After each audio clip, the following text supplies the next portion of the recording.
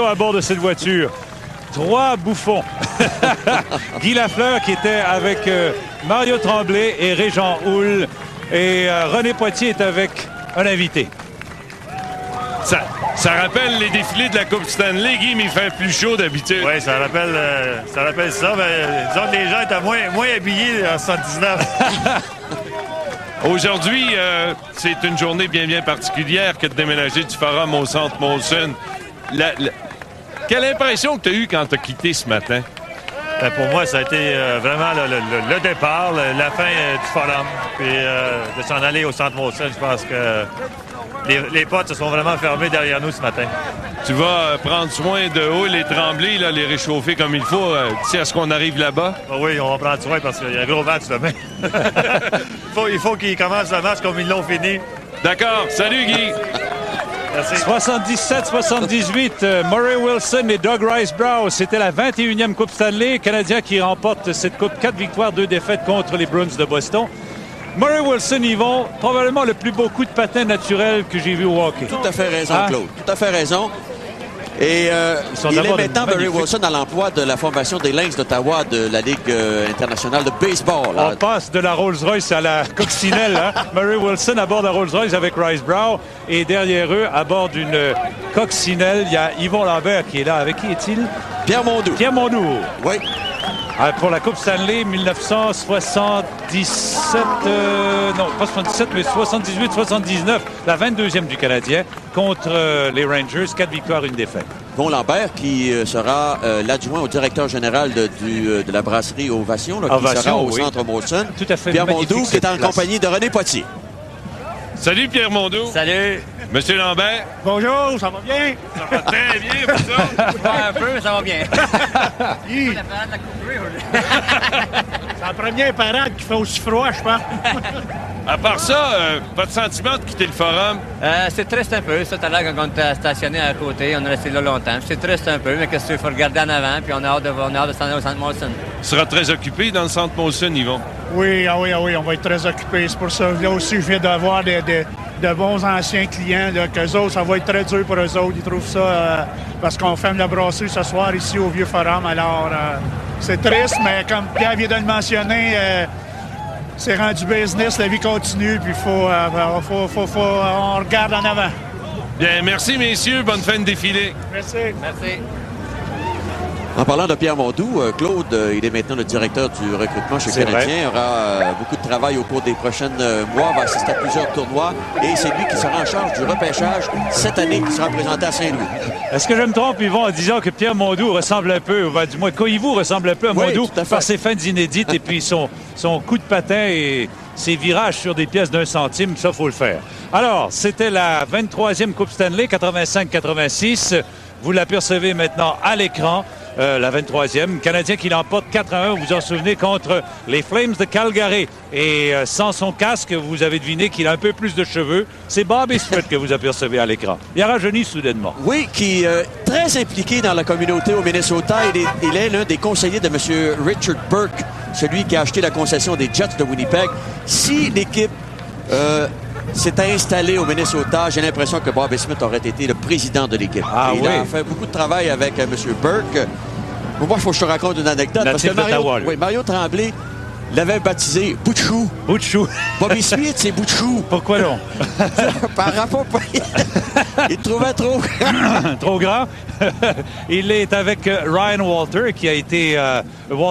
qui suit Bobby Smith pour la 24e Coupe Stanley, je pense, qui est maintenant à Vancouver. Il est votre vis-à-vis à la télévision de Vancouver, à la radio. Il fait du travail aussi pour les Canucks de Vancouver, mais est surtout analyste au réseau TSN. Alors, il se débrouille très, très bien. C'est un gars qui est très, très actif, nous dit-on, dans la communauté de Vancouver. Et tu connais la gentilhommerie de Ryan Walter. Il n'y a pas plus gentil que ce garçon-là, Ryan Walter. Alors, on craignait qu'il n'y ait pas trop de spectateurs sur ce défilé. C'est un franc succès. C'est un franc succès, encore une fois, à l'image des vrais défilés de Coupe Stanley, gagnés 24 fois par le Canadien de Montréal. La 24e, celle que représente Ryan Walter, c'était contre les Kings de Los Angeles en 92-93. 4 victoires, 1 défaite. Vous vous souvenez du fameux mesurage de bâton? Ouais. Éric Desjardins, qui avait été le premier défenseur à réussir un tour du chapeau dans cette finale, et Roy qui avait gagné pour la deuxième fois, Patrick Roy, bien sûr, le trophée Connie Smythe. Ryan Walter, donc, qui ferme ce défilé en ce qui a trait aux joueurs de hockey. Vont suivre les corps les trompettes et clairons, voilà. Aussi ce joueur de 50 pieds de hauteur, le géant qui s'éveille du Canadien de Montréal.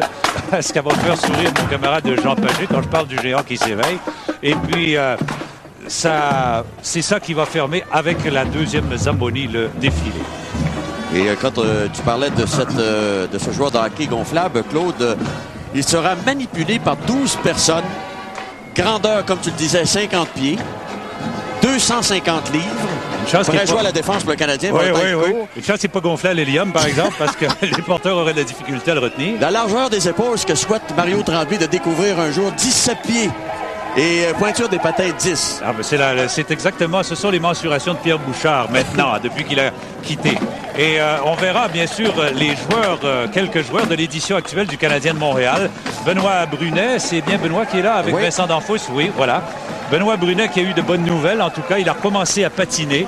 Ses maux de dos semblent se dissiper petit à petit. Il faut être patient, bien sûr. Il a subi une intervention chirurgicale qui est allée...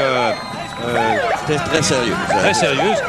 On est allé chercher et briser ou tuer une tumeur qui était bénigne. Oui. Mais quand même, ça a fait peur à Benoît Brunet. Et on a craint le cancer. Alors, il est avec... René Poitier attend d'autres invités là qui vont suivre. Il y a Lyle O'Dline qui est là avec derrière. Patrice Brisebois. Ce sont les 4 joueurs qui restent de l'édition qui a remporté la Coupe Stanley en 92-93. Voilà. Alors voilà, Patrice Brisebois qui rejoint René Poitier maintenant. Salut Patrice! Ça va bien? Très bien, ça donne envie de gagner d'autres Coupes Stanley. Ah, tout à fait, René. C'est incroyable. Je pense que si ça a été... Certains sur Sherbrooke, ça a été le fun, mais Sainte-Catherine, je pense que c'est un petit peu plus chaleureux. Et puis, toi, quitter le Forum de Montréal, on a entendu tes commentaires cette semaine. Tu représentes l'avenir du Canadien. C'est le centre Molson où tu vas t'installer. Ça fait plaisir, quelque part? Ah, tout à fait. Je pense que... C'est très de quitter le Forum, mais je pense qu'avec le nouveau centre Molson, c'est vraiment... c'est un amphithéâtre incroyable. Je pense que c'est le public qui va en bénéficier. Alors, c'est de toute beauté. Aujourd'hui, c'est vraiment le fun, par exemple. Oui, c'est extraordinaire aujourd'hui. Bon match demain. OK, merci, René. René, est-ce que je peux vous demander une chose, René, d'aller interviewer le joueur qui reste derrière, 50 pieds de haut? Il ressemble un peu à Malahoff, non? Oui, c'est vrai. Tout à fait. Tout à fait. Alors, soyons pas surpris si les 4 joueurs qu'on a vus de l'édition actuelle du Canadien, Yvon, ne sont pas en uniforme de bain à cause de la grippe. Oui. Je pense qu'ils se sont sauvés d'un entraînement aujourd'hui, cependant. Ah, ben oui, c'est vrai. Mais à ce stade-ci de la saison, les entraînements, on peut les manquer. Pendant qu'on aperçoit ce joueur géant de 50 pieds, Yvon, ça va te parler des joueurs qui ne sont pas ici, qui auraient pu faire partie de ce défilé, ceux qui sont retenus à l'extérieur et ceux qui nous ont quittés, bien sûr, pour un monde meilleur. On pense à Jacques Plante, à Doug Harvey, qui a été, je pense, et qui est encore un des plus grands défenseurs de l'histoire du hockey moderne. Jacques Plante, qui est le père des gardiens de but, celui qui a amené le masque, qui a été un novateur. Et puis, faut penser à Claude Provost, Jean-Claude Tremblay, qui a été un grand défenseur chez le Canadien de Montréal, et combien d'autres encore.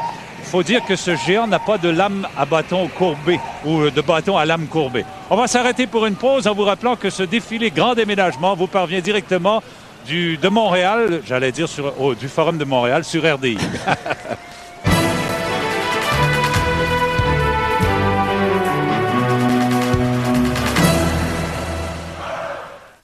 Les journées sont longues, épuisantes. Heureusement, il y a Super Energex, un tonique vitaminé en ampoule pour vous aider à maintenir une bonne santé. Super Energex, procurez-vous-le en pharmacie, vite! Ah oui? Le concours Jeunes pour rire, un projet scolaire drôlement sérieux. L'idée de la personne qui a initié ce projet-là, qui est Diane Séguin à Montréal, c'était de récupérer, j'aime pas tellement le mot, mais les décrocheurs à l'école. Découvrez également la nouvelle production du Théâtre de la Catapulte, Ressuscité, à l'affiche prochainement à Ottawa. J'étais libre et naïve et je voulais plus que tout au monde monter sur scène. Espace libre dimanche 13h30 et en reprise à 23h30. Nous attendons avec impatience l'arrivée d'un personnage de marque, chef de file très important. Ah, le voici. Mesdames et messieurs, je vous présente Président! Un pneu de marque, fabriqué par les plus grands manufacturiers de pneus au monde. Le pneu Président est fiable, durable et économique, avec plus de 150 000 pneus en inventaire. Le pneu Président, c'est un des plus grands réseaux de spécialistes du pneu au pays. Roulez en douceur et en toute sécurité avec Président, le pneu qui va de l'avant. En harmonie avec la nature, Adrien Gagnon a conçu pour vous une gamme de produits à base de plantes et herbages. Aucune autre substance ajoutée, rien d'artificiel. Découvrez la gamme Phyto, Adrien Gagnon.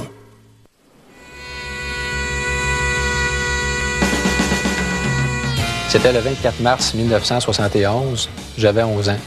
J'ai été choisi afin de participer à la soirée reconnaissance lors de la retraite de Jean Béliveau. J'ai été invité à avancer sur la glace afin de remettre à Jean Béliveau un chèque de 155 000 $ au nom de sa fondation. C'était un accueil vraiment chaleureux que j'ai eu de la part de Jean Béliveau au centre de la patinoire. Par la suite, j'ai pris le chèque et puis j'ai fait 2 tours de patinoire avec un ami afin de montrer à la foule le montant total qui lui avait été remis. Ce que j'ai vécu à ce moment-là au Forum, c'était la présence de la foule, 16 000 spectateurs. Lorsqu'on a pris le chèque dans les mains et on a fait 2 tours de patinoire, c'était vraiment une ambiance vraiment spéciale. C'est un moment intense qui va rester marqué tout le long de ma vie. Et puis de voir cette foule debout en train d'applaudir, c'était merveilleux. Par la suite, j'ai pu assister à la partie qui opposait les Canadiens aux Flyers et je garderai toujours un souvenir vraiment merveilleux de cette soirée. Mon cher Yvon, pouvez-vous me demander quel est mon plus beau souvenir, encore une fois? Oui, allez-y. C'est la fois où j'ai décrit le défilé de 24 Coupes Stanley avec... le défilé était fermé par une Zamboni puis un joueur de 50 pieds. Jamais j'ai gelé comme ça dans ma vie. C'est incroyable. Et le public qui est venu, malgré cette température élevée, faut le faire. Ou encore cette basse température, plus en faut, ça dépend de quel côté du mercure on se place. Je pense que ça transpose très bien tout ce qu'on a vécu cette semaine. C'est que les gens ont sent le besoin encore de venir saluer les anciens joueurs qui personnifient la tradition du Canadien. Alors, c'est fini le Forum de Montréal. On s'en va au centre Molson, là où nous attend maintenant Jean Pagé et son invité. Jean? Oui, notre invité, c'est Bernard Brisset, des Relations publiques du Canadien. C'est vraiment un édifice exceptionnel. Et là, le vieux Forum, c'est fini. On parle maintenant du centre Molson, Bernard. Oui, fini la nostalgie. Je pense que là, la page est tournée. Et maintenant, on s'en vient à une autre époque. Et on espère que le pont qui a été fait aujourd'hui et qui sera fait toute la journée entre les anciens et l'avenir, ça va être marqué au même saut du succès et de l'excellence que ce qu'on a connu. C'est une tradition. On l'a vu au cours de la semaine. C'est un passé chargé d'histoire. Et je pense que c'était une bonne idée de revoir encore une fois tous les anciens dans les voitures aujourd'hui dans ce défilé. En tout cas, si on se fie à la foule, parce qu'il y avait quand même une excellente foule aujourd'hui pendant un temps pas tout à fait formidable, je pense qu'on a fait plaisir au monde. Et c'est un peu le sens de la journée d'aujourd'hui, c'est de faire plaisir. C'est un salut aux partisans du Canadien, celui qui a encouragé cette équipe-là depuis 80 quelques années. Le défilé ce midi, la cérémonie de ce soir, la cérémonie des bannières, à un prix qui est quand même très abordable. Il reste encore des billets d'ailleurs. On pense que c'est vraiment le salut du Canadien à son public et pour la première fois, voir le centre Molson. J'aimerais, Bernard, qu'on parle un peu, parce qu'on sera en ondes demain à la soirée du hockey, notre premier match dans le centre Molson, demain à 19h. Il y aura une cérémonie avant le match. Qu'est-ce qu'on va faire? La cérémonie, c'est le véritable pont entre les deux buildings. D'abord, en levée de rideau, si on peut dire, c'est la levée des 7 numéros retirés du Canadien. Il y a 7 chandails, là, Plante, Harvey, Béliveau, Morenz, Maurice Richard, Guy Lafleur et Henri Richard qui vont être... il va y avoir un signe, en fait, un symbole qui va être levé au plafond du centre Molson en reconnaissance éternelle, si on veut, du travail de ces gars-là. En deuxième partie, là, c'est l'arrivée, je pense que c'est la suite logique de ce qu'on a vu lundi dernier, l'arrivée du flambeau au centre Molson avec l'équipe actuelle du Canadien. Et dimanche, journée porte ouverte, tout le public est invité à venir visiter. Tout le public est invité de 9h à 6h. Je pense que c'est un parcours très intéressant qui est prévu et ça va donner l'occasion idéale de voir un building qui, pour le reste, par la suite, va être tellement occupé que ce ne sera pas aussi facile de voir les entrailles du building. Effectivement. Et demain soir, on aura un match. Les Rangers Rangers de New York. On a tendance à l'oublier un peu. Merci Bernard. Il y aura un match de hockey. Alors, écoutez, cet édifice, il est presque complété à 100%. C'est beaucoup des mois et des mois de travaux. On a des images de la construction du centre Molson. Allons-y avec ces images. Un grand rêve est maintenant réalité, le centre Molson. À l'ombre de la gare Windsor, au cœur du quartier des affaires, ce projet grandiose, fruit de la technologie moderne, arrive à terme. Défi technique certes, mais beaucoup plus encore. Défi inqualifiable et exaltant, celui de remplacer l'immortel Forum. Juin 93, la première pelletée de terre signale que le rêve est enfin amorcé. Un projet colossal de plus de 230 millions de dollars, où à l'ombre de la gare s'active rapidement une armée de travailleurs. Sur terre ou dans les airs, chacun a un rôle précis en vue du produit final. Et alors que la machine accomplit des tâches prodigieuses, l'homme a le souci du détail. Au fil des semaines et des mois, la structure prend vite forme.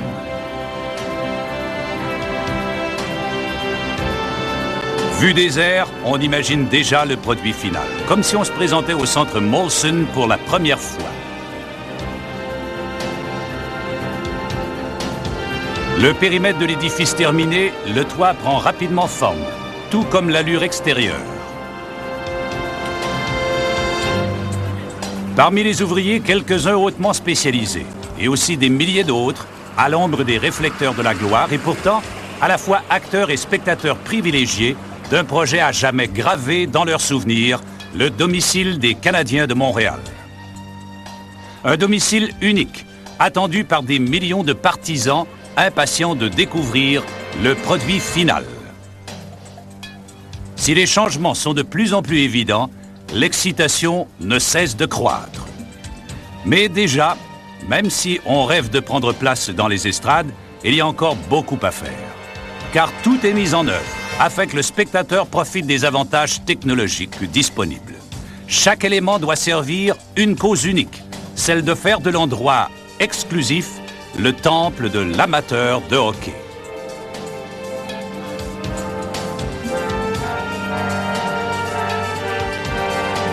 Peu importe sa position pour observer le match, d'une loge, d'une section privée, près de la patinoire ou dans les gradins populaires, l'objectif visé demeure le même. Une vue parfaite. Si le centre Molson a été bâti pour le nouveau siècle, les héros d'antan n'ont pas été oubliés. Un à un, ils ont repris le flambeau. Ils ont repris la place méritée à jamais. Pour toujours, ils seront là afin de rappeler un but inchangé, celui de tout mettre en œuvre pour poursuivre avec les partisans la tradition de la plus grande équipe de hockey de l'histoire, les Canadiens de Montréal. Mesdames, Messieurs, bienvenue au centre Molson. Eh bien, c'est demain, Yvon, que nous aurons l'honneur, tous les membres de la soirée du hockey Molson à Radio-Canada, de présenter sur Radio-Canada, la chaîne numéro 1, le premier reportage d'un match de hockey en direct de ce centre magnifique. Et on invite les gens à être à l'écoute parce qu'on a des choses intéressantes. Tout d'abord, quelle est la différence au niveau des joueurs relativement avec le vieux Forum le centre Molson? On va discuter d'une foule de choses. On vous rappelle également pour les amateurs de hockey que les Rangers ont complété une transaction hier soir. Donc, nous aurons l'opportunité de voir McSorley, Coury et Shane Sherlock avec les Rangers de New York. Donc, c'est un grand rendez-vous qu'on vous fixe. Parce que ces trois-là voulaient jouer au centre Molson. Ils n'auraient pas eu la chance autrement. On va s'arrêter pour une pause en vous rappelant que le grand déménagement se poursuit sur RDI.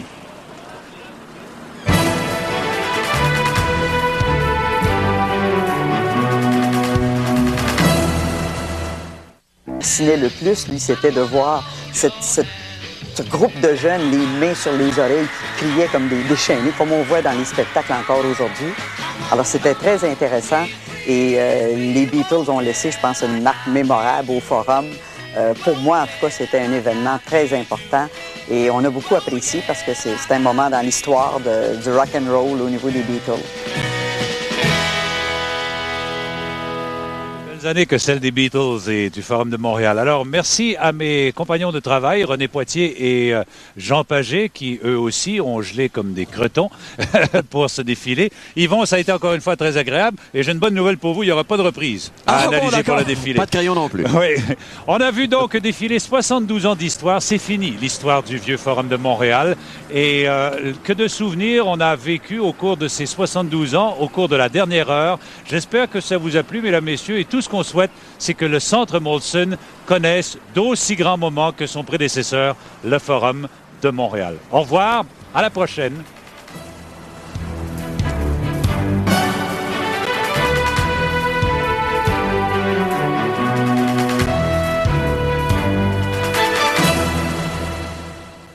Cette émission vous a été présentée par Super Energex, un produit de qualité Adrien Gagnon, et par Président, un pneu de qualité à prix abordable.